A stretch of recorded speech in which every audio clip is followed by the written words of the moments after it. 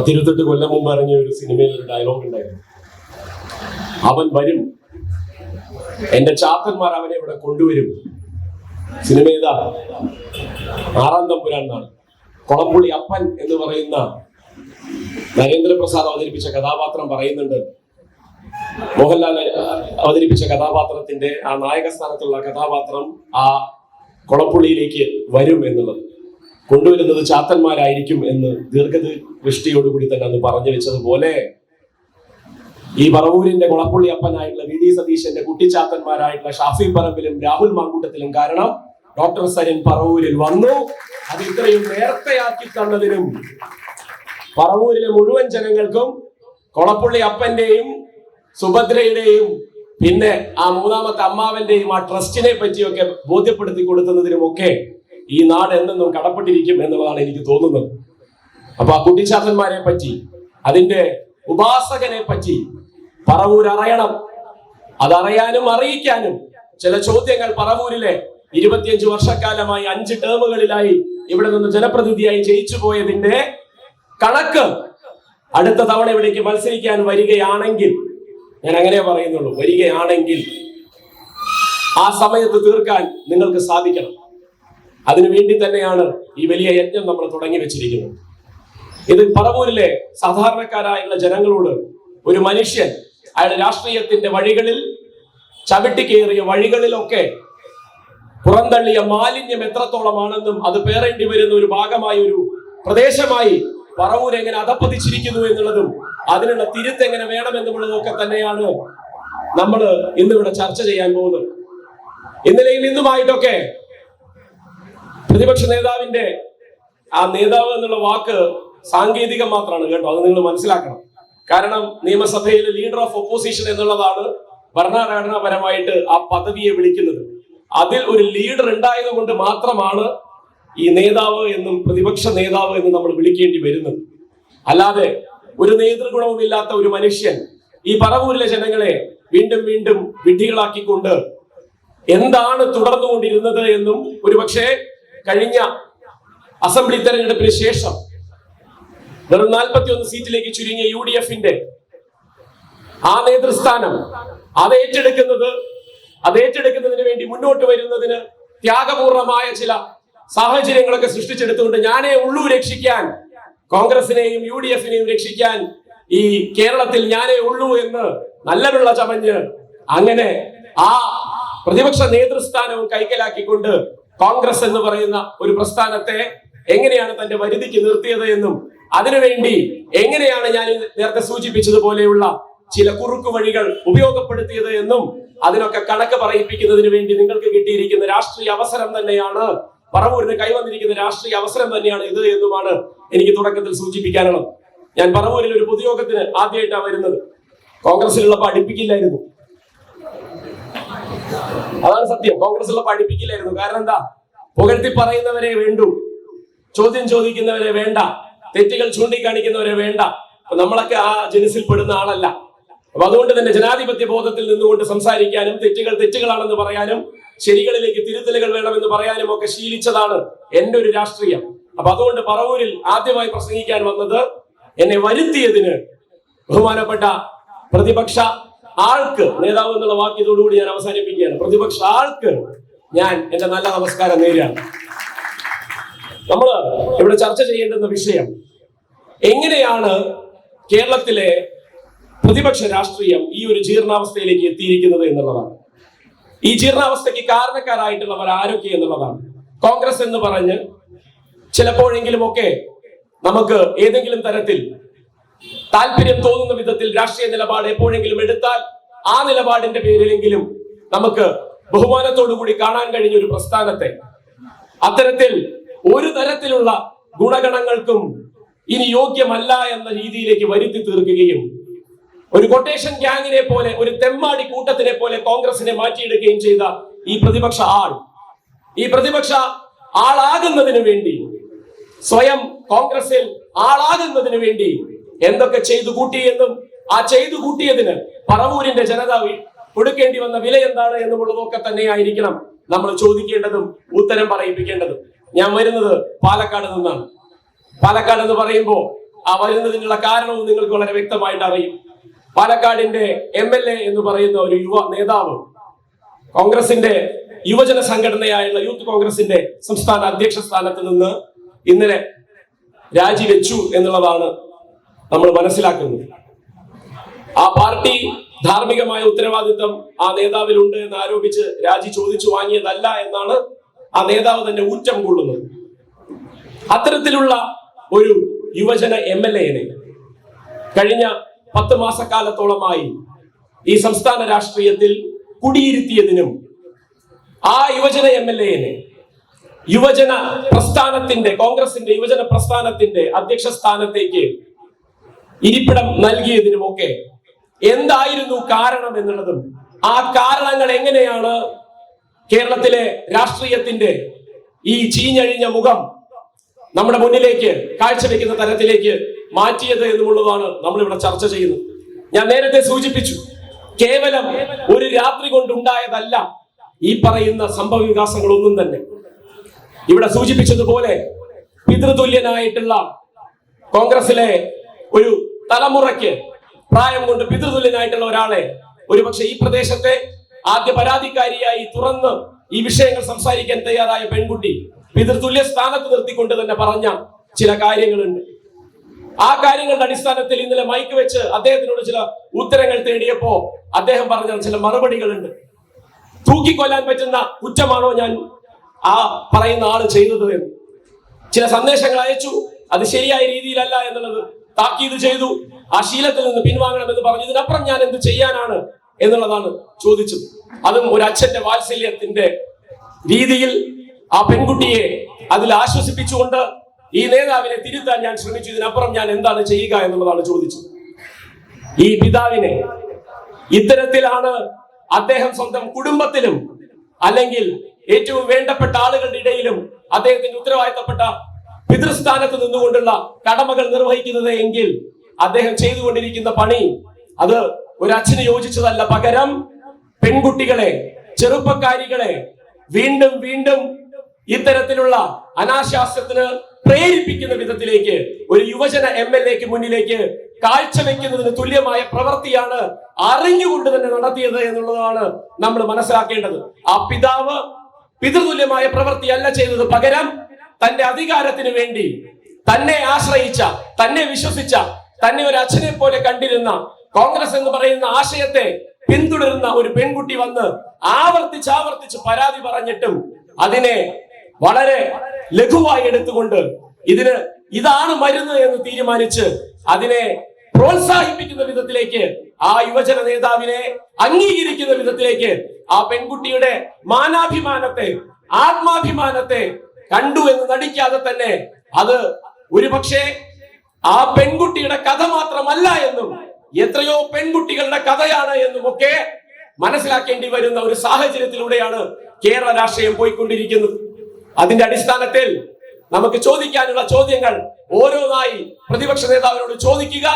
അതിനുള്ള ഉത്തരം പറവൂരിന്റെ ജനത അദ്ദേഹത്തെ തെരുവിൽ തടഞ്ഞുകൊണ്ട് തന്നെ വാങ്ങിച്ചെടുക്കുക എന്നുള്ള രാഷ്ട്രീയ ഉത്തരവാദിത്വത്തിലേക്കാണ് നമ്മൾ കടക്കാൻ പോകുന്നത്.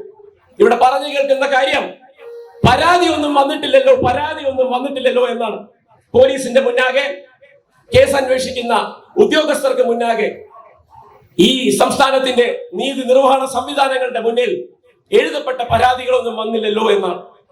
ആദ്യം തുടക്കത്തിൽ ഇത് ഒരു അശരീരി പോലെ ചില കോണുകളിൽ നിന്ന് ഇതിന്റെ സൂചനകൾ കിട്ടിയപ്പോ ഒരു മുഖ്യധാരാ മാധ്യമങ്ങളും ഇത് കൈവയ്ക്കാൻ ധൈര്യപ്പെടാതിരുന്നപ്പോ അതിൽ ഒരു കഴമ്പുമില്ല എന്ന് പറഞ്ഞ് ഒരു മാസം മുന്നേ പറഞ്ഞൊഴിഞ്ഞ ഒരാളെയും നമ്മൾ കണ്ടതാണ്.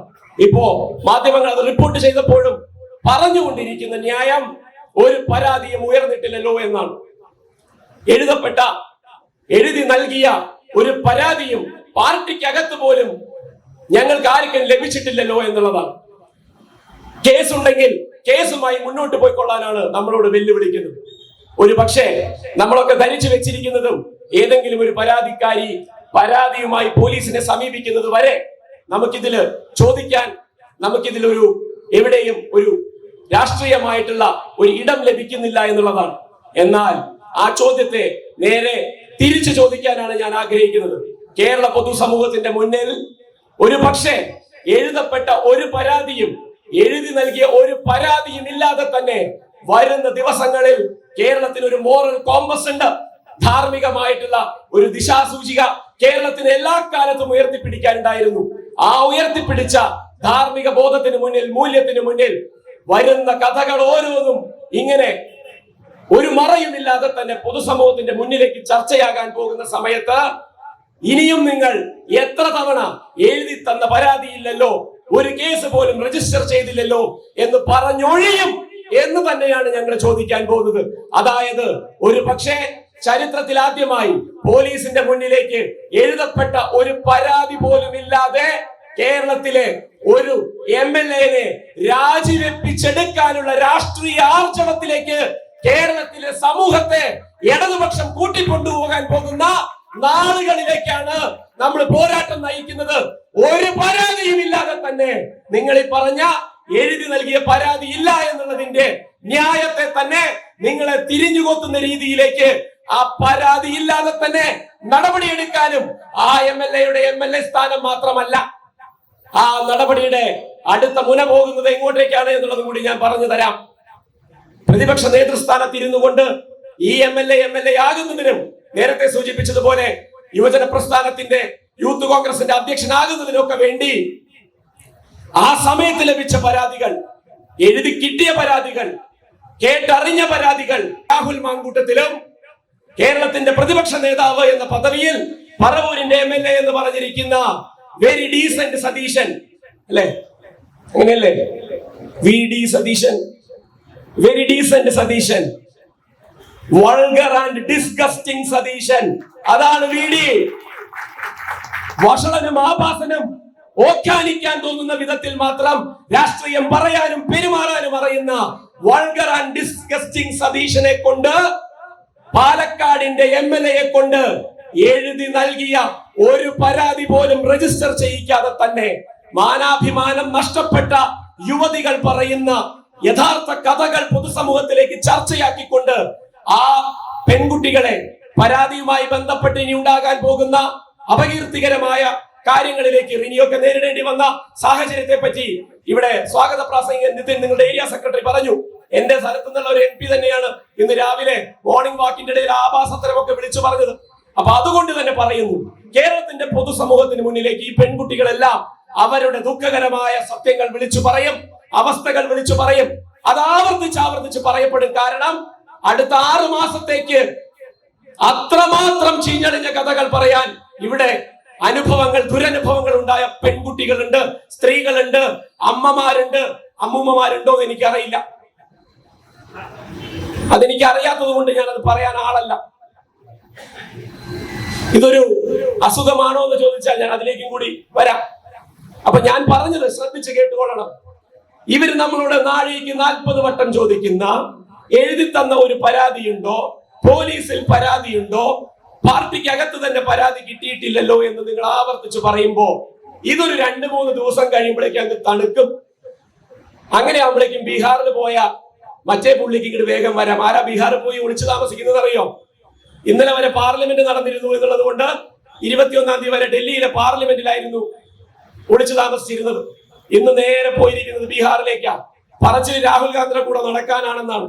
കൂടെ നടക്കുന്നവരുടെ ഗുണവധികാരമൊക്കെ രാഹുൽ ഗാന്ധി അറിഞ്ഞ പൊക്കോണ എന്റെ മുമ്പിൽ നിന്ന് പറയുന്ന പാലക്കാടിന്റെ മുൻ MLA-യും വടകരയുടെ അഭിശപ്ത MP-യുമായ, അങ്ങനെ തന്നെ വേണം പറയാൻ, വെറുക്കപ്പെട്ട, ഒരു പക്ഷേ ആളുകളെ ഇപ്പോഴും കണ്ണിൽ പൊടിയിട്ട് അതിൽ നിന്ന് രാഷ്ട്രീയ നേട്ടം കൊയ്യുന്നതിൽ ആളായിക്കൊണ്ടിരിക്കുന്ന ആ മാന്യദേഹമായിട്ടുള്ള ഷാഫി പറമ്പിലും ഇവര് രണ്ടുപേരും ആവർത്തിച്ച് പൊതുസമൂഹത്തിന്റെ മുന്നിലേക്കൊക്കെ ഉത്തരം പറയേണ്ടുന്ന വിധത്തിൽ പേരുകളായും നടന്ന സംഭവങ്ങളായും വസ്തുതകളായും മറനീക്കി പുറത്തു വരാൻ പോകുന്ന സംഭവ പരമ്പരകൾ കേരളത്തിൽ കേട്ടുകേൾവിയില്ലാത്ത വിധം ചരിത്രത്തിൽ ആദ്യമായി, ഞാൻ അതുകൊണ്ടാണ് പറയുന്നത്, കോൺഗ്രസിന്റെ 140 വർഷത്തെ രാഷ്ട്രീയ പാരമ്പര്യത്തെ തന്നെയാണ് നമ്മൾ ഇതില് സത്യം പറഞ്ഞു കഴിഞ്ഞാൽ വിശ്വാസത്തിലെടുക്കുന്നത്.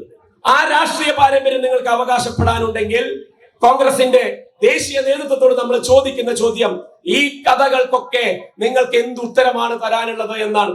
അതിന് ഉത്തരം പറയിപ്പിക്കുന്നത് വരെ കേരളത്തിന്റെ തെരുവുകളിൽ സമരങ്ങളായും ഈ കഥകൾ ഓരോന്നോരോന്നായി പത്രമാധ്യമങ്ങൾക്ക് മുന്നിലും ദൃശ്യമാധ്യമങ്ങൾക്ക് മുന്നിലും ഇങ്ങനെ ഓരോ ദിവസവും ഓരോന്നുമായി, ഞാൻ നേരത്തെ സൂചിപ്പിച്ചു, 6 മാസം കഴിഞ്ഞാലും തീരില്ല. സാധാരണ നമ്മൾ ഓരോ സീസൺ എന്നാണ് പറയുക അല്ലെ. ഇപ്പോ റിയാലിറ്റി ഷോകളുടെ സീസണാണ്, ബിഗ് ബോസിന്റെ സീസണാണ്. അപ്പൊ അതിനൊക്കെ ഒരു 3-4 മാസം നീണ്ടു നിൽക്കുന്ന ഒരു സീസൺ കഴിഞ്ഞ പിന്നെ അടുത്ത വർഷമാണ് വീണ്ടും 3-4 മാസം. IPL നടക്കുമ്പോ അങ്ങനെയാണ്, ISL ഫുട്ബോൾ നടക്കുമ്പോ അങ്ങനെയാണ്. പക്ഷേ വർഷം മുഴുവനും പറഞ്ഞാലും തീരാത്തത്ര കഥകളുള്ള കോൺഗ്രസിന് ഈ സീസൺ, ഈ പറയുന്ന അനാശാസ പ്രവർത്തനങ്ങൾക്ക് കൂട്ടുനിന്നവരെയും അതിന് പ്രേരകമായി നിന്നവരെയും അത് ഒരു ജീവിതോപാസന പോലെ കൊണ്ടു നടന്നവരെയും ആ കഥകളെല്ലാം പൊതുസമൂഹത്തിന്റെ മുന്നിലേക്ക് ചർച്ചയ്ക്ക് വെക്കുന്നതിന് ഈ സീസൺ എന്ന് പറയുന്നത് അടുത്ത തെരഞ്ഞെടുപ്പ് കഴിയുന്നത് വരെയും ഉണ്ടാകുന്ന തരത്തിൽ തന്നെ നിൽക്കുമെന്നുള്ളത് VD സതീശൻ അറിയാം, ഷാഫി പറമ്പിലിന് അറിയാം, രാഹുൽ മാങ്കൂട്ടത്തിനും അറിയാം. ഈ 3 പേരും കൂടി നടത്തിയ ചില കൂട്ടുകച്ചവടങ്ങളുണ്ട്. ആ കൂട്ടുകച്ചവടം എവിടെയാണ് പൊട്ടിയത് എന്ന് നമുക്കറിയില്ല. പക്ഷെ അത് പൊട്ടിയെന്നും പൊളിഞ്ഞു എന്നും വേണം മനസ്സിലാക്കാൻ. ലാഭനഷ്ട കണക്കെടുക്കുന്ന സമയത്ത് ആരെയാണ് ഒറ്റിയിരിക്കുന്നത് എന്നുള്ളതൊക്കെ കോൺഗ്രസ് രാഷ്ട്രീയത്തിന്റെ ഉള്ളറകളിലെ രഹസ്യം, നമുക്കത് വിഷയമല്ല. പക്ഷെ പകരം നമ്മുടെ വിഷയം ഈ പൊതുസമൂഹത്തിൽ മാന്യതയുടെ മൂടുപടമണിഞ്ഞ് ജീവിക്കുന്ന മനുഷ്യർ, ഈ രാഷ്ട്രീയ നേതാക്കൾ, അതിൽ ഏറ്റവും ചെറുപ്പത്തിലുള്ള ഒരു യുവജന MLA, അയാളെ തൊട്ട് സീനിയർ ആയിട്ട് അയാളെ കൈപിടിച്ച് ഉയർത്തി പടിപടിയായി അയാളെ രാഷ്ട്രീയത്തിലേക്ക് ഉയർത്തിക്കൊണ്ടുവന്നു എന്ന് ക്രെഡിറ്റ് എടുക്കുന്ന മറ്റൊരു മുൻ MLAയും ഇപ്പോഴത്തെ MP-യുമായിട്ടുള്ള ഒരാൾ, ഇവർക്ക് 2 പേർക്കും രാഷ്ട്രീയ കവചം തീർത്തിരുന്ന, പ്രതിപക്ഷ നേതൃസ്ഥാനത്തിരുന്ന 3ാമത്തെ ഒരാൾ. ഈ 3 ആളുകളെ പറ്റിയും പറഞ്ഞാൽ തീരാത്തത്ര, എണ്ണിയാൽ ഒടുങ്ങാത്തത്ര കാര്യങ്ങൾ പൊതുസമൂഹത്തിന്റെ മുന്നിലേക്ക് വിളമ്പാൻ കോൺഗ്രസ്സുകാർ തന്നെ മുന്നിലേക്ക് വരും എന്നുള്ളതാണ് നമ്മൾ മനസ്സിലാക്കേണ്ടത്. കാരണം ആ പ്രസ്ഥാനത്തിനെ ഇനിയെങ്കിലും തിരിച്ചു പിടിക്കണമെന്ന് ആഗ്രഹിക്കുന്നവർ അതിൻ്റെ ഉള്ളിൽ ഇനിയും ബാക്കിയുണ്ട് എങ്കിൽ അവർക്കതല്ലാതെ വേറെ വഴിയില്ല. ആ അവസ്ഥയിലേക്ക് ആ പ്രസ്ഥാനം കൂപ്പുകുത്തിക്കൊണ്ടിരിക്കുകയാണ്. ഇന്ന് കേൾക്കാൻ കഴിയുന്ന കഥ, യൂത്ത് കോൺഗ്രസിന്റെയൊക്കെ സംസ്ഥാന കമ്മിറ്റിയുടെ വാട്സാപ്പ് ഗ്രൂപ്പിൽ അടി നടക്കുകയാണെന്നാണ്.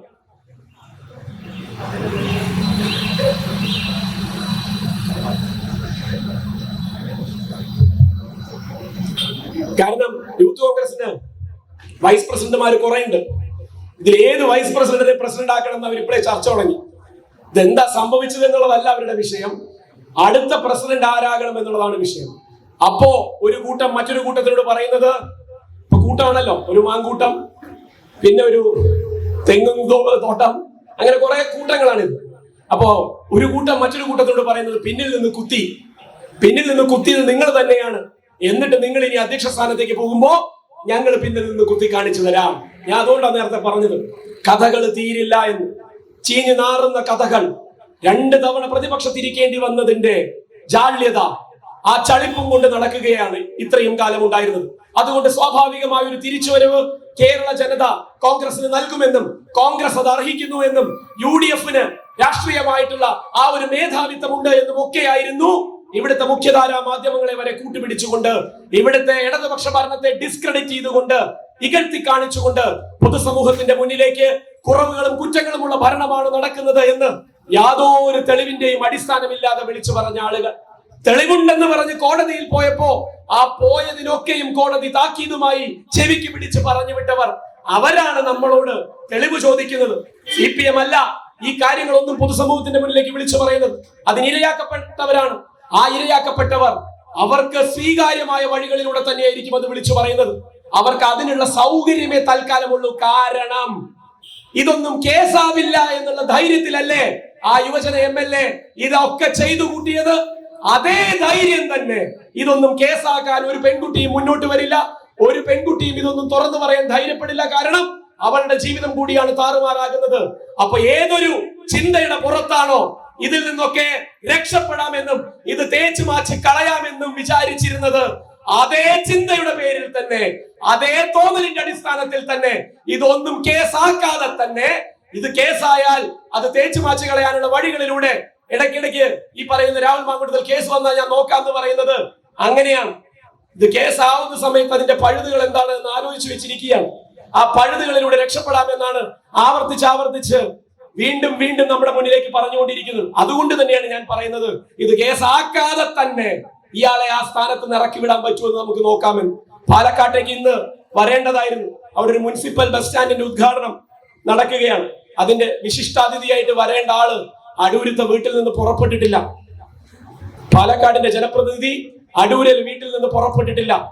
ഇനി എന്നാണ് വരിക എന്നുള്ളത് നമുക്കറിയില്ല. പക്ഷെ എന്ന് തന്നെ ആണെങ്കിലും എപ്പോ പാലക്കാട്ട് എത്തിയാലും പിന്നെ പാലക്കാട്ട് നിന്ന് തിരിച്ചു പോകുന്നത് പാലക്കാടിന്റെ MLA ആയിട്ടായിരിക്കില്ല എന്നുള്ളത് അവിടെ നമ്മുടെ ചുണക്കുട്ടികളായിട്ടുള്ള DYFIയും അതുപോലെ തന്നെ നമ്മളുടെ മഹിളാ സംഘടനയും നമ്മളുടെ വിദ്യാർത്ഥി പ്രസ്ഥാനവും ഒപ്പം നമ്മുടെ മാതൃപ്രസ്ഥാനവും ഉറപ്പുവരുത്തിയിരിക്കും.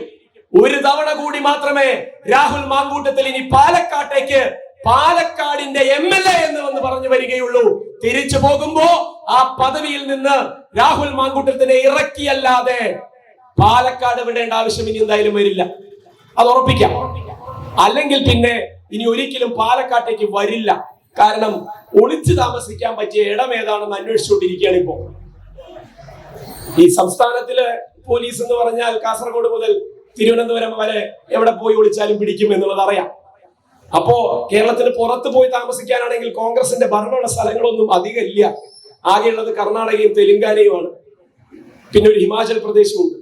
അപ്പൊ ഈ കർണാടകയിലും തെലുങ്കാനയിലും പോയി ഒളിക്കാനുള്ള സാധ്യതയെ പറ്റി അന്വേഷിച്ചപ്പോഴാണ് അവിടെ പോയാൽ അവിടെയും കേസ് വരും. ഈ പോയി ഒളിക്കാൻ പോകുന്ന സ്ഥലത്ത് പോയാലും കേസ് വരുന്നു വന്നാൽ ഇനി അവിടെ പോകാനും പറ്റില്ല.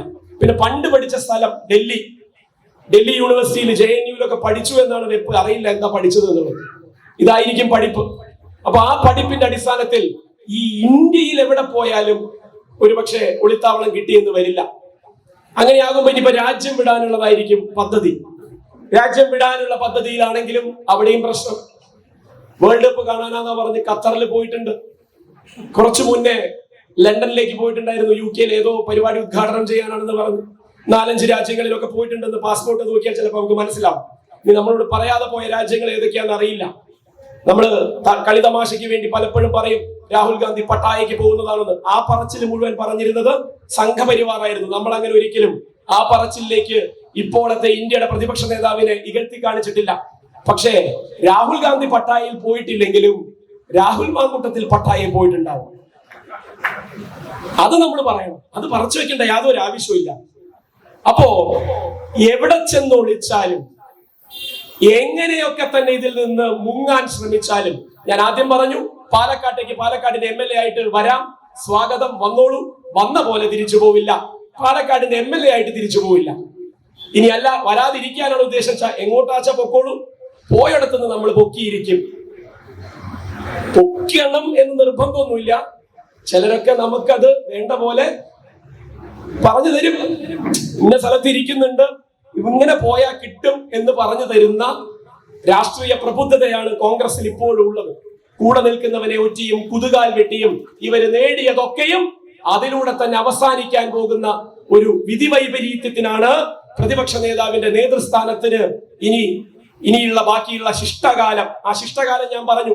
രാഹുൽ മാങ്കട്ടത്തിൽ എന്ന് പാലക്കാടിന്റെ MLA സ്ഥാനം രാജിവെക്കുന്നുവോ അന്ന് തന്നെ ഞാൻ നേരത്തെ സൂചിപ്പിച്ചു, കോൺഗ്രസിന് 140 വർഷത്തെ രാഷ്ട്രീയത്തിന്റെ പാരമ്പര്യം കോൺഗ്രസ് ഇപ്പോഴും പേറുന്നുണ്ടെങ്കിൽ അടുത്ത നിമിഷം പ്രതിപക്ഷ നേതൃസ്ഥാനത്ത് നിന്ന് VD സതീശന്റെ വൾഗർ ആൻഡ് ഡിസ്ഗസ്റ്റിംഗ് സതീശന്റെ രാജിയും എഴുതി വാങ്ങപ്പെട്ടിരിക്കും. ഒരു സംശയവും വേണ്ട. അത് എത്ര ദിവസം എന്നുള്ളതാണ്. അതുകൊണ്ടാണ് പ്രശ്നം. ഇത് രണ്ടു കൂട്ടർക്കും പരസ്പരം അറിയാം. ആദ്യം നീയോ ആദ്യം ഞാനോ. ഇതാണ് അവര് തമ്മിലുള്ള ഒളിച്ചുകളി. കച്ചവടം പൊട്ടി. ഇടനിലക്കാരനാണെങ്കിൽ ബീഹാറിലാണ്. വിനിമയത്തിനാണെങ്കിൽ സംവിധാനങ്ങൾ ഫോൺ ഉണ്ടെങ്കിലും വിശ്വസിക്കാൻ പറ്റില്ല. കൂടെ നിൽക്കുന്നവരാണല്ലോ പലതും പുറത്തേക്ക് വിട്ടിരിക്കുന്നത്. ആ അർത്ഥത്തിൽ നോക്കുമ്പോ ഈ 3 പേരും കൂടി ചേർന്ന് നടത്തിയ കൂട്ടുകച്ചവടം അവസാനിച്ചിരിക്കുകയാണ്. ആരെയാണ് പൂട്ടാൻ പോകുന്നത് എന്നേ കാണണ്ടു. നീ എന്നെ പെടുത്തിയാൽ നിന്നെ ഞാൻ പെടുത്തിക്കോളാം എന്നുള്ളതിന്റെ ധാർഷ്ട്യമായിരുന്നു ഇന്നലെ രാഹുൽ മാങ്കൂട്ടത്തിൽ നടത്തിയ പത്രസമ്മേളനത്തിൽ ഉച്ചരിച്ച ഓരോ വാക്കും. അത് തന്നെയാണ് VD സതീശന്റെ ഉള്ളില് ഉൾക്കിടലം സൃഷ്ടിക്കുന്നത്. ഇവൻ ഇത്രമാത്രം ധാർഷ്ട്യത്തോടെ പറഞ്ഞിട്ടുണ്ടെങ്കിൽ അവന്റെ കയ്യിൽ എന്റെ എന്തൊക്കെയോ ഉണ്ട്. സിമ്പിൾ. അത് അവര് തമ്മിലുള്ള കമ്മ്യൂണിക്കേഷനാണ് നടന്നത്.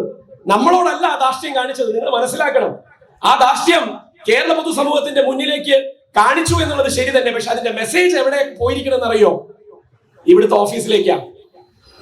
ഇനിയും തുടർന്നാൽ, അതുകൊണ്ടല്ലേ പറഞ്ഞ എന്നോട് ഒരാളും രാജിവെക്കാൻ പറഞ്ഞിട്ടില്ല. ഞാൻ എന്റെ സൗകര്യത്തിന് 1:30 രാജിവെക്കും എന്ന് പറഞ്ഞത്. ഞാൻ എന്റെ സൗകര്യത്തിന് 1:30 രാജിവെക്കും.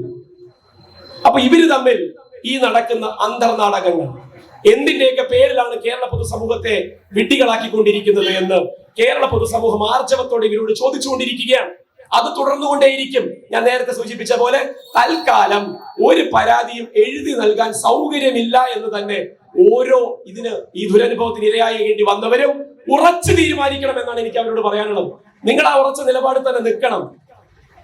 ആ ഉറച്ച നിലപാടിൽ നിങ്ങൾ നിന്നുകൊണ്ട് നിങ്ങൾ ഈ നിങ്ങളുടെ അനുഭവ കഥകൾ പറയണം.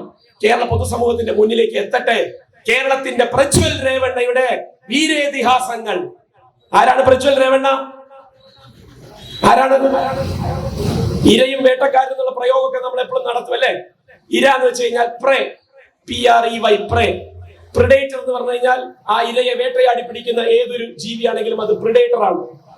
അപ്പോ ആ വേട്ടക്കാരൻ കാമവെറി തീർക്കുന്നതിന് വേണ്ടി അങ്ങനെ വേട്ടയാടി പിടിക്കാൻ ഒരുപക്ഷെ സമൂഹത്തിന്റെ ഏറ്റവും പാർശ്വവൽക്കരിക്കപ്പെട്ട ആളുകളെ, സാമ്പത്തികമായി പിന്നോക്കം നിൽക്കുന്നവരെ, ജാതീയമായി പിന്നോക്കം നിൽക്കുന്നവരെയൊക്കെ തന്റെ MP സ്ഥാനം ദുരുപയോഗം ചെയ്ത് അങ്ങ് കർണാടകയിൽ കോൺഗ്രസ് ഭരിച്ചുകൊണ്ടിരിക്കുമ്പോ കോൺഗ്രസിന്റെ മൂക്കിൻ തുമ്പിൽ ഒരു JDS-ന്റെ MLA അങ്ങനെ ചെയ്തു, MP അങ്ങനെ ചെയ്തു എന്നും അയാളുടെ പേര് പ്രജ്വൽ രേവണ്ണയാണെന്നും ആയിരക്കണക്കിന് സ്ത്രീകളുമായി വർഷങ്ങളോളം നീണ്ടു നിൽക്കുന്ന ശാരീരിക ബന്ധങ്ങളും അതിക്രമങ്ങളും ക്രൂരതകളും ഒക്കെ ഒരു ഭയവുമില്ലാതെ മയവുമില്ലാതെ വീഡിയോയിൽ പകർത്തി അതിൽ കൂടി ആനന്ദം കണ്ടെത്തുകയും ചെയ്ത, നമ്മൾ ഇതുവരെയും വിചാരിച്ചു വെച്ചിരുന്ന സെക്ഷൽ പെർവേർഷന്റെ ഒരുപക്ഷെ സീരിയൽ സെക്ഷൽ ഒഫൻഡർ എന്നുള്ള രീതിയിൽ ഒന്നിനു പുറകെ ഓരോന്നായി രതിവൈകൃതങ്ങൾക്ക് വേണ്ടി കാട്ടിക്കൂട്ടുന്നതിന്റെ ഇന്ത്യൻ രാഷ്ട്രീയത്തിലെ മകുടോദാഹരണമായി കഴിഞ്ഞ 18 മാസങ്ങളായി നമ്മൾ ധരിച്ചു വെച്ചിരിക്കുന്ന ആ പ്രജ്വൽ രേവണ്ണയെ നാണിപ്പിക്കുന്ന വിധം കേരളത്തിന്റെ പ്രജ്വൽ രേവണ്ണയായി ഈ പറയുന്ന രാഹുൽ മാങ്കൂട്ടത്തിൽ ആ കഥകൾ ഓരോന്നായി കേരള പൊതുസമൂഹത്തിന്റെ മുന്നിലേക്ക് വരും. ഒരു തർക്കവും വേണ്ട. കുറെ മാധ്യമങ്ങള് എന്തിന്റെയൊക്കെയോ പേരിൽ സംരക്ഷണ കവചം ഒരുക്കിയിരുന്നു. ആ മാധ്യമങ്ങളൊക്കെ കൈവിട്ടിരിക്കുകയാണ്. പ്രത്യേകിച്ച് ഓൺലൈൻ മാധ്യമങ്ങൾ.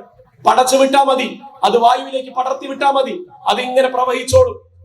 ഒരു സ്ഥലത്ത് നിന്ന് വേറൊരു സ്ഥലത്തേക്ക് എത്തിക്കോളും. റീലിട്ടാൽ മതി, പോസ്റ്റർ അടിച്ചാൽ മതി. ജനങ്ങൾക്കിടയിൽ നിന്ന് പ്രവർത്തിക്കേണ്ട ആവശ്യമില്ല എന്നുള്ള സാഹചര്യത്തിലേക്ക് ഒരു യുവജന പ്രസ്ഥാനത്തിന്റെ രാഷ്ട്രീയ വഴികളെ അതപ്പതിപ്പിച്ചു കഴിഞ്ഞിരുന്നു.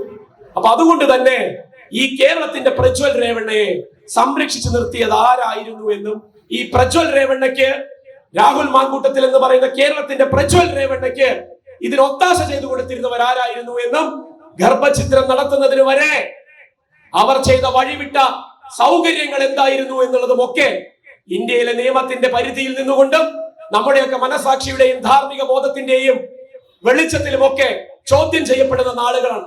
അപ്പൊ ഒരു കൂട്ടര് വരും, ഇങ്ങനെയാണോ നമ്മൾ വിചാരണ ചെയ്യേണ്ടത്? ഇങ്ങനെ ആൾക്കൂട്ട വിചാരണയാണോ ചെയ്യേണ്ടത്? സമൂഹ മാധ്യമങ്ങളിലൂടെ വിളിച്ചു പറഞ്ഞതുകൊണ്ട് എന്തുമായോ എന്നുള്ളതൊക്കെ ചോദിച്ചുകൊണ്ട് വരുമ്പോ നമ്മള് കൃത്യതയും വ്യക്തതയുമുള്ള ചില കാര്യങ്ങളിലൂടെ തന്നെ അതിനെ അളക്കണമെന്നും അളന്നുകൊണ്ടേ ഇരിക്കണമെന്നും നമ്മൾ തെളിയിക്കും. ഒരു സംശയമില്ല അതിലും. കാരണം ഒന്നിടവിട്ടുള്ള വരുന്ന ദിവസങ്ങളിൽ ഓരോ ദിവസങ്ങളിലും വ്യത്യസ്തങ്ങളായ രീതികൾ അവലംബിച്ചുകൊണ്ടുള്ള ക്രൈമുകളാണ് പുറത്തേക്ക് വരുന്നത്. ഇന്നലെ ഒരു ട്രാൻസ്ജെൻഡറുമായി ബന്ധപ്പെട്ട ഒരു വിഷയം പുറത്തേക്ക് വന്നു. റേപ്പ് ചെയ്യണം എന്നുള്ളതായിരുന്നു ആവശ്യം. നീ എനിക്ക് വഴങ്ങി തരരുത്, എനിക്ക് നിന്റെ മേൽ റേപ്പ് എന്ന് തോന്നുന്ന വിധമുള്ള ആഭാസത്തരം കാണിക്കണം എന്നുള്ളതാണ് പറഞ്ഞത്. അങ്ങനെ പറയാൻ ഒരു ജാള്യതയുമില്ലാത്ത ഒരു മനുഷ്യൻ ചെയ്തു കൂട്ടിയ കാര്യങ്ങൾ ഓരോന്നും ചർച്ചയിലേക്ക് വരണം. ചർച്ചയിലേക്ക് വന്ന് ഉളുപ്പ് എന്ന് പറയുന്നത് പൊതുസമൂഹത്തിന്റെ മുന്നിൽ മാന്യനായിട്ട് ഇനിയും തുടരാൻ കഴിയില്ല എന്നുള്ളതിന്റെ ബോധ്യം അയാളിലേക്ക് തീണ്ടി തുടങ്ങുന്ന ആ ദിവസം അയാളെ കൊണ്ട് നമ്മൾ രാജിവെപ്പിക്കും. അയാളെ വേട്ടയാടുക തന്നെ ചെയ്യും. ചെയ്തു കൂട്ടിയതിന്റെ പേരിലാണ് ആ വേട്ടയാടൽ. അതിനെന്തിനാണ് നമ്മൾ ഭയക്കേണ്ടത്? ആ കുട്ടികളുടെ ഓരോരുത്തരുടെയും കണ്ണീരിന് അവരയച്ച സന്ദേശങ്ങൾ നിങ്ങൾ ഓരോരുത്തരും കണ്ടതാണ്, കേട്ടതാണ്, വായിച്ചതാണ്. ആ സന്ദേശങ്ങൾക്ക് നമ്മൾ വില പറയണ്ടേ? ആ കണ്ണീരിനുള്ള വില നമ്മൾ അറിയണ്ടേ? ഈ കൃഷ്ണപ്രിയ എന്ന് പറയുന്ന ഒരു പെൺകുട്ടിയെ ഒരു കാമാന്ധൻ ബലാത്സംഗം ചെയ്ത് കൊലപ്പെടുത്തിയ സമയത്ത് കൃഷ്ണപ്രിയയുടെ അച്ഛൻ ഒരു തോക്കെടുത്ത് ആ ബലാത്സംഗ വീരനെ കൊന്ന കേരളമാണിത്. പിതൃതുല്യം എന്ന് പറയുമ്പോ നിയമം കയ്യിലെടുത്തവരെ നമ്മൾ പ്രോത്സാഹിപ്പിക്കുന്നതിനെ പറ്റി നമ്മൾ സംസാരിക്കാറില്ല. പകരം ഇങ്ങനെ ഒരു മാതൃക സ്വന്തം മകൾക്ക് അനുഭവിക്കേണ്ടി വന്ന അതിദാരുണമായ സംഭവത്തിന് സ്വന്തം മനസാക്ഷിക്ക് മുന്നിൽ ഒരച്ഛന്റെ സ്ഥാനത്ത് നിന്ന് പിതൃതുല്യമല്ല പിതാവിന്റെ സ്ഥാനം തന്നെ ഏറ്റെടുത്തുകൊണ്ട് ആ കൃഷ്ണപ്രിയയുടെ അച്ഛൻ ചെയ്ത അതേ കേരളത്തിൽ തന്നെയാണ് മറ്റൊരാൾ പിതാവിന്റെ സ്ഥാനം അലങ്കരിച്ചുകൊണ്ട് പിതൃതുല്യ സ്ഥാനത്ത് നിന്നുകൊണ്ട് സ്വന്തം സംഘടനയിലെ യുവജന സംഘടനയിലെ വിദ്യാർത്ഥി സംഘടനയിലെ പെൺകുട്ടികളുടെ മാനത്തിന് വില പറഞ്ഞത് എന്നും ആ മാനത്തിന് വില പറഞ്ഞ ആൾ നിർഭാഗ്യവശാൽ പറവൂരിന്റെ MLA ആയി പ്രതിപക്ഷ നേതൃസ്ഥാനത്ത് ഇരിക്കുന്ന ആളാണ് എന്നും കേരള പൊതുസമൂഹം പറവൂരിലെ ജനത ചർച്ച ചെയ്തുകൊണ്ടേയിരിക്കണം. അയാൾക്ക് ഇനി ഒരു പുനർജനി ഉണ്ടാകരുത്. അർത്ഥം മനസ്സിലായല്ലോ? അതാണല്ലോ തുറുപ്പിച്ചിട്ട് ട്രംപ് കാർഡ് തുറുപ്പിച്ചിട്ട്. അതാണ് ഇവിടെ നേരത്തെ വന്നപ്പോ എന്നോട് സഖാക്കള് സങ്കടം പറഞ്ഞു. ഡോക്ടറെ 2011 ഞങ്ങൾക്ക് പിടിക്കാൻ പറ്റുമെന്ന് വിചാരിച്ചതായിരുന്നു. 2016 ഞങ്ങൾ തോൽപ്പിക്കുമെന്ന് വക്കോളം എത്തി. 2021 നമ്മൾ വിചാരിച്ചൊരു സ്ഥാനാർത്ഥിയെ നമുക്ക് നിർത്താൻ പറ്റിയിരുന്നുവെങ്കിൽ തോൽപ്പിച്ച് കൈ കൊടുത്തേനെ എന്ന്. പറവൂരുകാരെ വിഷമിക്കണ്ട. വീഴ്ചയുടെ ആഘാതം കൂടുന്ന വീഴ്ചയാണ് ഏറ്റവും വലിയ ആസ്വാദനത്തിനുള്ള വക തരുന്നത് എങ്കിൽ 2026 തന്റെ നിയമസഭാ സാമാജികത്വത്തിന്റെ സിൽവർ ജൂബിലി 25 വർഷം കെങ്കേമമായി കൊണ്ടാടിക്കൊണ്ട് 5 തവണ പറവൂരുകാരെ പറഞ്ഞു പറ്റിച്ചതിന്റെ ഊറ്റം കൊണ്ടുകൊണ്ട് 6ാമത്തെ തവണ ഒരു പക്ഷേ 71 സീറ്റിലേക്ക് UDF-നെ കേരളത്തിലെ ജനത വോട്ടിനിട്ട് ജയിപ്പിച്ചാൽ എന്ന് സ്വപ്നം കണ്ടുകൊണ്ട് നടക്കുന്ന, അങ്ങനെ ജയിച്ചാൽ കേരളത്തിന്റെ മുഖ്യമന്ത്രിയാവാൻ അതിലേക്ക് അരിയിട്ട് വാഴിക്കാൻ എന്റെ പാർട്ടിയിലെ വിഡ്ഢിക്കൂശ്മാണ്ഡങ്ങൾ എത്ര തന്നെ കൊണ്ടാലും കൊടുത്താലും പഠിക്കാത്ത കഴുതകൾ അങ്ങനെ തന്നെയാണ് വിചാരിച്ചു വെച്ചിരിക്കുന്നത്. കോൺഗ്രസുകാരന്റെ വില VD സതീശന്റെ നിഘണ്ടുവിൽ കഴുതകൾ എന്ന് തന്നെയാണ്. ആ കഴുതകൾ ഉള്ളിടത്തോളം കാലം ഞാൻ ഒരു പക്ഷേ മുഖ്യമന്ത്രി ആയേക്കാം എന്നും പറഞ്ഞ് 2026 6ാമതും പറവൂരിന്റെ നിയമസഭാ സാമാജികനാകാൻ വരുമ്പോ നിങ്ങൾ കൊടുക്കുന്ന ആ ഷോക്ക് ട്രീറ്റ്മെന്റ് ഉണ്ടല്ലോ, ഒരിക്കലും മറക്കാത്ത വിധം പറവൂരിന്റെ മണ്ണിൽ തന്നെ VD സതീശനെ കുഴിച്ചു മൂടാൻ, ജനാധിപത്യപരമായി തോൽപ്പിച്ച് കയ്യിൽ കൊടുക്കാൻ നിങ്ങൾക്ക് കിട്ടുന്ന ആ അസുലഭ അവസരത്തെ ഓർമ്മയിൽ താലോലിച്ചു കൊണ്ടായിരിക്കണം ഇനിയുള്ള ഓരോ ദിവസവും ഓരോ രാത്രിയും പകലും ഇടതുപക്ഷ പ്രവർത്തകനും നിഷ്പക്ഷരായിട്ടുള്ള പറവൂരിലെ ജനതയും ഈ MLA-യുടെ പ്രവർത്തനത്തെ വിലയിരുത്തേണ്ടത്. അങ്ങനെ തന്നെ തോൽപ്പിച്ച് കയ്യിൽ കൊടുക്കണം, ജയിച്ച് മുഖ്യമന്ത്രിയാകാൻ വേണ്ടി. ഇനി അതിന്റെ കഥ പറയാനാണെങ്കിൽ വീണ്ടും സമയം പോകും. കാരണം ഇവിടെ നമ്മുടെ ഏരിയ സെക്രട്ടറി തന്നെ 7:30 ചർച്ചയ്ക്ക് സമയം കൊടുത്തു. ചാനൽ ചർച്ചയ്ക്ക് ഒഴിവാക്കാൻ വേണ്ടിയായിരുന്നു ഏരിയ സെക്രട്ടറിയോട് ഞാൻ പറഞ്ഞത്. കാരണം ഇവിടെ പ്രസംഗിക്കുമ്പോൾ കുറച്ച് സമയം വേണം എന്നുള്ളത് കൊണ്ട്. പക്ഷെ 7:30 വേറൊരു ചാനൽ പ്രസംഗിക്കണം. എന്നേക്കാൾ നന്നായി പ്രസംഗിക്കാൻ കഴിയുന്ന ആളുകൾ ഇവിടെയുണ്ട്. പ്രാദേശിക രാഷ്ട്രീയത്തിന്റെ അർത്ഥം എന്ത് എന്ന് നിങ്ങളിലേക്ക് കൃത്യമായി പറഞ്ഞു തരാൻ കഴിയുന്നവർ. ഞാൻ 5 മിനിറ്റ് കൊണ്ട് അവസാനിപ്പിക്കും. എനിക്ക് പറയാനുള്ളതും നിങ്ങൾ പ്രവർത്തിച്ച് കാണിക്കേണ്ടതുമായ കാര്യം വളരെ ലളിതമാണ്. നമ്മുടെ ധാരണകൾക്കനുസരിച്ച് ചിലത് സംഭവിച്ചാൽ മാത്രമല്ലേ ഇതിനൊക്കെ ഉത്തരം കിട്ടുള്ളൂ എന്നുള്ള ചോദ്യത്തിനെയാണ് 2 തരത്തിൽ ഞാൻ അങ്ങനെ തന്നെ വേണമെന്ന നിർബന്ധം നമുക്ക് വേണ്ട എന്ന് വെക്കാൻ നിങ്ങളോട് പറഞ്ഞത്. അതുകൊണ്ട് തന്നെ ശ്രീ VD സതീശൻ പറവൂരിന്റെ MLA ആയി ഇനി ഇങ്ങോട്ടേക്ക് വരും. പല ഉദ്ഘാടനങ്ങളിലേക്ക് വരും. പലപ്പോഴായി നമ്മുടെ പെൺകുട്ടികൾക്ക്, നമ്മുടെ വിദ്യാർത്ഥിനികൾക്ക്, വീട്ടമ്മമാർക്കൊക്കെ സമ്മാനം നൽകും അല്ലേ? ഉദാഹരണത്തിന് 2 ആഴ്ച മുന്നേ മദ്രാസിൽ ഒരു ബിരുദദാന ചടങ്ങ് നടക്കുകയാണ്. PhD ആണ് കിട്ടി, ഡോക്ടറേറ്റ് പഠിച്ച് ഡോക്ടറേറ്റ് കിട്ടി. അപ്പൊ ഗവർണറാണല്ലോ, ചാൻസലർ ഗവർണറാണ് അത് കൈമാറേണ്ടത്. അഭിമാന ബോധമുള്ള ഇന്ത്യൻ രാഷ്ട്രീയത്തിൽ എന്ത് സംഭവിക്കുന്നു എന്നറിയുന്ന സംഘപരിവാരത്തിന്റെ ഏജന്റുമാരായി കേരളത്തിലെ ഗവർണറും തമിഴ്നാട്ടിലെ ഗവർണറും ഒക്കെ അധപ്പതിച്ചുകൊണ്ടിരിക്കുന്നതിന്റെ വിവിധ കഥകൾ വരികയാണ്. തമിഴ്നാട്ടിലെ ഗവർണർ ഒരു പടി കൂടി കടന്നാണ്. ആ ഗവർണർ ആ ബിരുദവും കയ്യിൽ വെച്ച് ആ കുട്ടിക്ക് കൊടുക്കാൻ നിൽക്കുന്ന സമയത്ത് ആ കുട്ടി ഒരു സമീപനം എടുത്തു.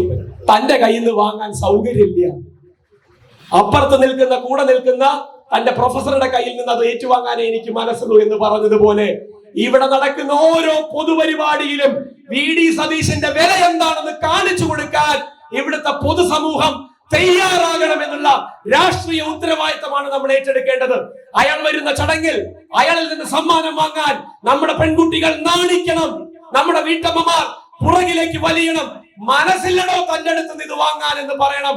കാരണം താൻ ചെയ്തു കൂട്ടിയത്, താൻ കൂട്ടുനിന്നത് എന്തൊക്കെയാണ് എന്ന് ചർച്ച ചെയ്യപ്പെടണം എന്നുള്ള വ്യത്യസ്തങ്ങളായ സമരങ്ങൾ പറവൂരിന്റെ മണ്ണിനെ ഇളക്കി മറിക്കണം എന്നുള്ളതാണ് എനിക്ക് നിങ്ങളോട് ആവശ്യപ്പെടാനുള്ളത്. കണ്ട പോലെ, ചെയ്ത പോലെ, ശീലിച്ച പോലെ പോയാൽ അയാൾ വീണ്ടും തെരഞ്ഞെടുക്കപ്പെടും. അയാൾ കാണാത്ത പ്രതിഷേധം ഉണ്ടാകണം, അയാൾ അറിയാത്ത ചൂട് തട്ടണം. അങ്ങനെയാകുമ്പോഴാണ് പഠിക്കുക. ജനാധിപത്യത്തിൽ ജനത്തിന്റെ വില എന്താണെന്ന് പഠിപ്പിക്കാൻ നിങ്ങൾക്ക് കിട്ടിയിരിക്കുന്ന ബാക്കി 8 മാസക്കാലം കൃത്യമായി വിനിയോഗിക്കാൻ നിങ്ങൾക്ക് കഴിയണം. അവിടെയാണ് എന്താണ് ജനാധിപത്യത്തിൽ കഴുതകൾ എന്ന് വിചാരിച്ച് സ്വന്തം പ്രവർത്തകരെ, പാർട്ടിയിലെ പ്രവർത്തകരെ കാണുന്നത് പോലെ തന്നെ പൊതുജനങ്ങളെയും കണ്ടു തുടങ്ങി. അതിന്റെ അടിസ്ഥാനത്തിലാണല്ലോ വോട്ട് എത്ര കിട്ടുമെന്നും സീറ്റ് എത്ര കിട്ടുമെന്നും ഒക്കെ പ്രതീക്ഷിച്ച് അടുത്ത മന്ത്രിസഭയിൽ മുഖ്യമന്ത്രി കുപ്പായവും തുന്നിച്ചിരിക്കുന്നത്. ആലോചിച്ച് നോക്കണം.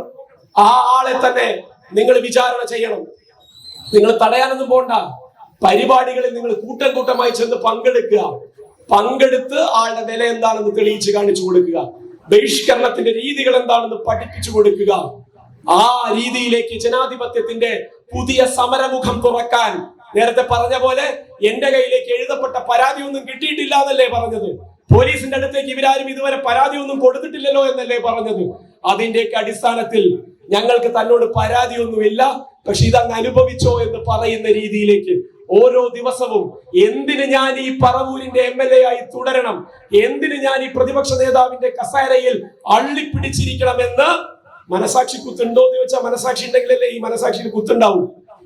അപ്പൊ അതിനുള്ള സാധ്യതകളൊക്കെ വളരെ കുറവാണ്. എങ്കിൽ പോലും പൊതുസമൂഹം വിലയിരുത്തുന്നതിന്റെ രീതിയിലേക്ക് അത് വിലയിരുത്തപ്പെടും എന്നുള്ളത് അറിയാം.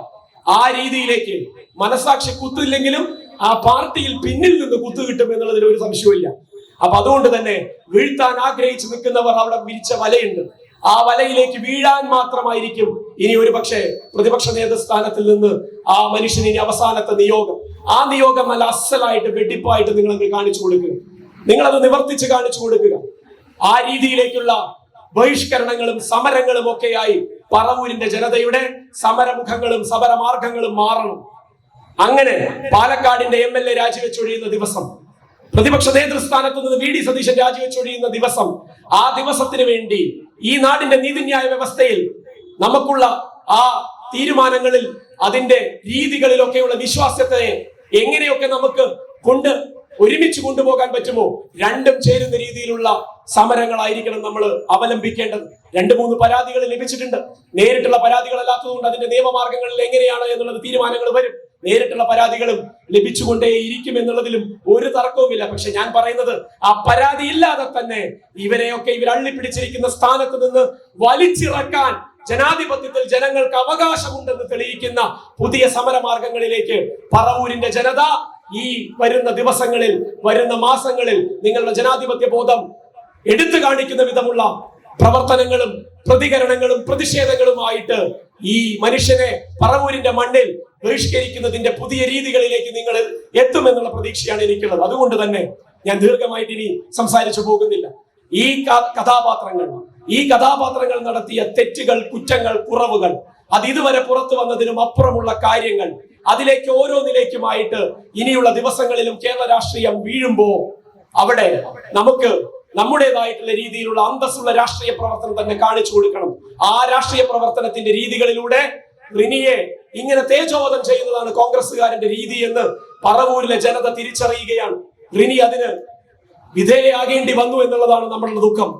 റിനി തിരിച്ചറിയണം, സ്വന്തം പ്രസ്ഥാനം, താൻ വിശ്വസിച്ച ആളുകൾ തന്നെ സാമൂഹിക മാധ്യമങ്ങളിലും മൈക്കിന് മുന്നിലും ഒക്കെ വിളിച്ചു പറയുന്നത് എന്താണെന്ന്. കാരണം ഈ കച്ചവടം പൊളിയുമ്പോ അധികാരത്തിലേക്ക് എത്താനുള്ള വഴി ഒരുപക്ഷെ തിരുത്തലിന്റേതായിട്ടുള്ള സാഹചര്യങ്ങളിലൂടെ കടത്തിവിടാൻ ആഗ്രഹിച്ച ഒരു പെൺകുട്ടിക്ക് അത് നിഷേധിക്കുമ്പോ, ആ പെൺകുട്ടിയെ താറടിച്ച് കാണിക്കുമ്പോ അവരാണ് കുറ്റക്കാരി എന്ന് വിലയിരുത്തുന്നതിലേക്കൊക്കെ പറവൂരിന്റെ ജനതയുടെ മാനസികാവസ്ഥയെ തരം താഴ്ത്തുമ്പോ ആ റിനി തന്നെയായിരിക്കണം, കോൺഗ്രസിനെ സ്നേഹിച്ച റിനി തന്നെയായിരിക്കണം VD സതീശന്റെ ശവപ്പെട്ടിയിലെ അവസാനത്തെ ആണിയടിക്കേണ്ടത് എന്നുള്ളതാണ് രാഷ്ട്രീയ ബോധ്യത്തോടെ കോൺഗ്രസിന് വോട്ട് ചെയ്യുന്ന VD സതീശന് വോട്ട് ചെയ്യുന്ന ഇവിടുത്തെ വോട്ടർമാരിലേക്ക് നമുക്ക് എത്തിക്കാനുള്ള സന്ദേശം എന്നുള്ളതാണ് നിങ്ങൾ ഓരോരുത്തരും മനസ്സിലാക്കേണ്ടത്. ആ സന്ദേശമായിരിക്കണം നമ്മളുടെ പ്രവർത്തികളിൽ തെളിഞ്ഞു വരേണ്ടത്. രാഷ്ട്രീയത്തിന്റെ മൂല്യബോധത്തിൽ നിന്നുകൊണ്ട് ഇടതുപക്ഷം തീർക്കുന്ന ഈ രാഷ്ട്രീയ പ്രതിരോധത്തിൽ ഇവരൊക്കെ വീണ് തകരുന്നതും കേരള രാഷ്ട്രീയത്തിൽ 2026 സ്വപ്നം കണ്ടു നടക്കുന്ന മനുഷ്യരുടെ മുന്നിലേക്ക് കേരളത്തിന്റെ സ്വപ്നം പൂവണിയണമെങ്കിൽ ആര് വീണ്ടും അധികാരത്തിലേറണമെന്നുള്ള ചോദ്യത്തിന്റെ ഉത്തരങ്ങളും ഒക്കെ വരുന്ന ദിവസങ്ങളിൽ പറവൂരടക്കം എറണാകുളത്തെ അടക്കം ഓരോ ജനാധിപത്യ വിശ്വാസിയും മതേതര വിശ്വാസിയും കളങ്കമില്ലാതെ ചിന്തിച്ച് അതിന്റെ ഉത്തരത്തിലേക്ക് എത്താൻ ഇത്തരം സംഭവവികാസങ്ങളിലൂടെ സാധിക്കണം എന്നുള്ളതും അത് തന്നെയാണ് ഈ സംഭവ പരമ്പരകളുടെ കേരള രാഷ്ട്രീയത്തിലെ പ്രസക്തി എന്നുള്ളതും വരും കാലം അടയാളപ്പെടുത്തും. അതിലൊരു തർക്കവുമില്ല എന്നുള്ളത് നിങ്ങളെ അറിയിച്ചുകൊണ്ട് ഇനിയും പ്രസംഗിക്കാൻ ഇവിടേക്ക് വരേണ്ടി വരും. കാരണം വ്യത്യസ്തങ്ങളായ കഥകൾ വരും, നമ്മൾക്ക് കേട്ട് ശീലമില്ലാത്ത കാര്യങ്ങൾ അവതരിപ്പിക്കപ്പെടേണ്ടി വരും. അപ്പോഴൊക്കെ നിങ്ങളെ കാണാൻ കൂടുതൽ വലിയ ആളുകളിലേക്ക് നമുക്ക് ഇറങ്ങിച്ചെല്ലാൻ സാധിക്കുന്ന വിധം നമ്മളുടെ ഈ വിഷയത്തിലുള്ള നമ്മളുടെ ഉത്തരവാദിത്വ ബോധം നമ്മൾ ഊട്ടി ഉറപ്പിച്ചുകൊണ്ടേ ഇരിക്കുക എന്ന് മാത്രം സൂചിപ്പിച്ചുകൊണ്ട് സമയത്തിന്റെ പരിമിതി കൊണ്ട് ഔപചാരികമായിട്ട് ഈ പ്രതിഷേധ സംഗമം ഇവിടുത്തെ മഹിളാ അസോസിയേഷനും ഡിവൈഎഫ്ഐയും ഈ രണ്ട് പ്രസ്ഥാനങ്ങളും ചേർന്ന് നടത്തുന്ന ആദ്യത്തെ വലിയ രീതിയിലുള്ള പ്രതിഷേധ സംഗമം ഇവിടെ ഔപചാരികമായി ഉദ്ഘാടനം ചെയ്തതായി അറിയിച്ചുകൊണ്ട് നിർത്തുന്നു. അഭിവാദ്യങ്ങൾ.